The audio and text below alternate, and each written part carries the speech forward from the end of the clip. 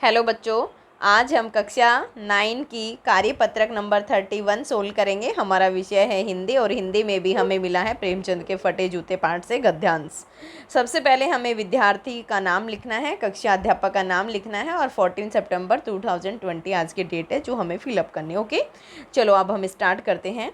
प्यारे बच्चों, प्रेमचंद के फटे जूते नामक पाठ एक विधा है जिसे हरिशंकर परसाई जी ने प्रेमचंद के व्यक्तित्व की सादगी का विवेचन करते हुए आज की दिखावे की प्रवृत्ति एवं अवसरवादिता पर व्यंग्य किया है। देखो बच्चों, आज का जो हमारा जीवन है वो एक दिखावे की प्रवृत्ति है, ठीक है। और प्रेमचंद जी इसके बिल्कुल विपरीत थे। प्रेमचंद जी एक सादगी का जीवन जीते थे, वो दिखावे की प्रवृत्ति को नहीं मानते थे, ठीक है।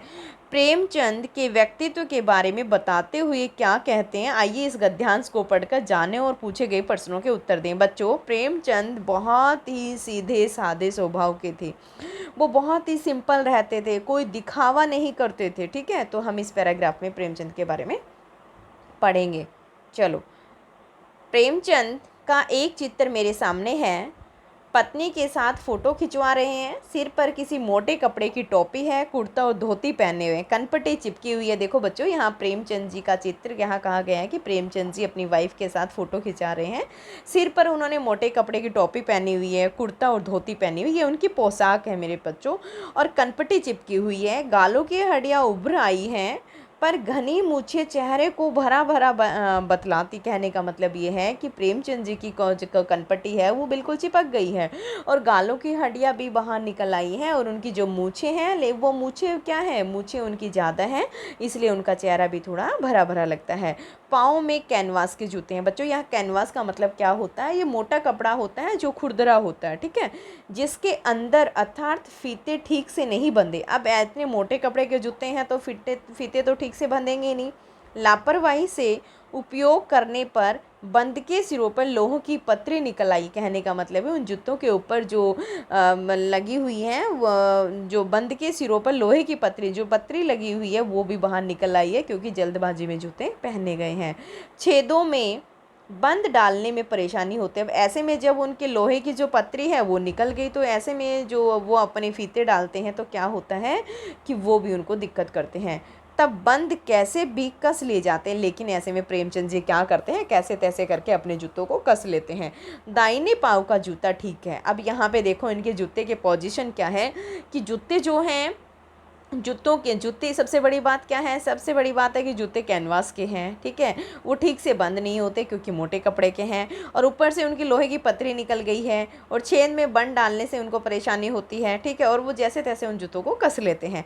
अब यहाँ देखिए जूते की और स्थिति क्या हो सकती है इससे बेटर, कि दाहिने पाँव का जो जूता वो तो उनका ठीक है, मगर बाएँ जूते में बड़ा छेद हो गया। उनके जो बाएँ वाला जूता है उस पैर में उनमें छेद हो गया है, जिसमें से अंगुली बाहर निकल आई है। देखो बच्चों, प्रेमचंद जी फोटो खिंचवाने की पोजीशन में है, ऐसे में उन्होंने किस प्रकार के जूते पहने हुए हैं, मेरी दृष्टि इस जूते पर अटक गई। यहाँ पर जो लेखक है हरिशंकर परसाई जी वो कहते हैं कि मेरी जो दृष्टि है उनके जूते पर चली गई। सोचता हूँ कि फ़ोटो खिंचाने की अगर यह पोशाक है।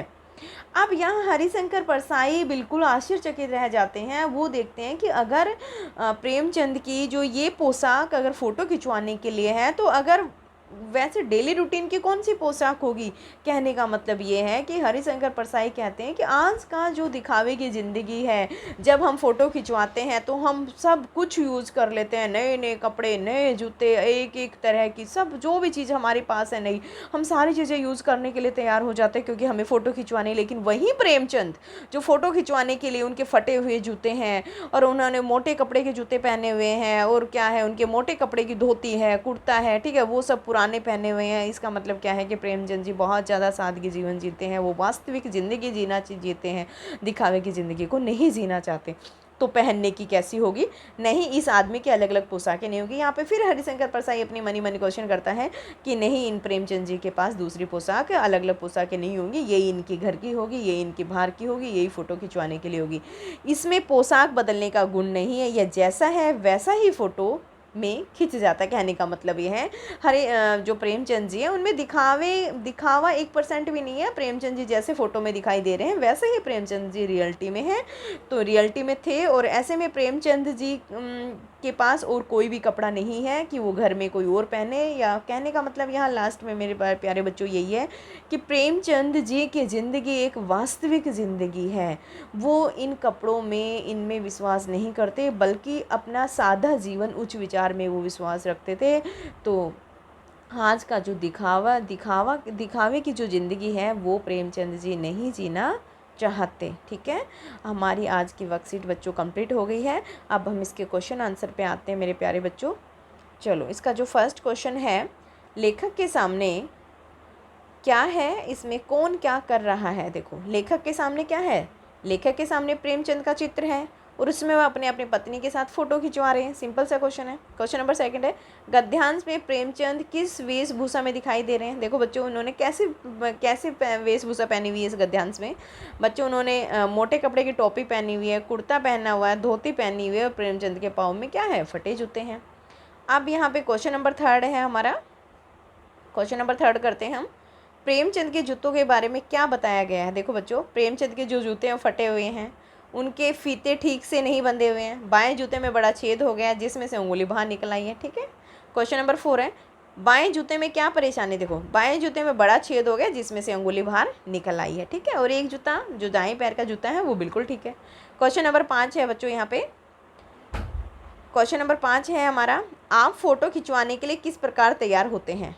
हम आजकल के जो बच्चे हैं कि हम आजकल के सामने ज़माने में बेटा यहाँ पे ज़माने में फ़ोटो खिंचवाने के लिए अच्छे से नहा धोकर, बाल वगैरह बनाकर और सबसे अच्छे कपड़े पहनकर तैयार होते हैं। बच्चों, मैंने आपको पहले भी बताया था कि हमें फ़ोटो खिंचवाने का अगर हमें मौका मिल जाता है तो हम क्या करते हैं कि हमारे घर में जितनी भी चीज़ें हैं, नए कपड़े हैं, नए जूते हैं, नए इत्र हैं, नई क्रीम है, नए पाउडर है, नई कंघी, सब कुछ हम यूज़ कर लेते हैं क्योंकि हमें हमारी फ़ोटो अच्छी आनी चाहिए। लेकिन बिल्कुल प्रेमचंद जी इसके विपरीत हैं।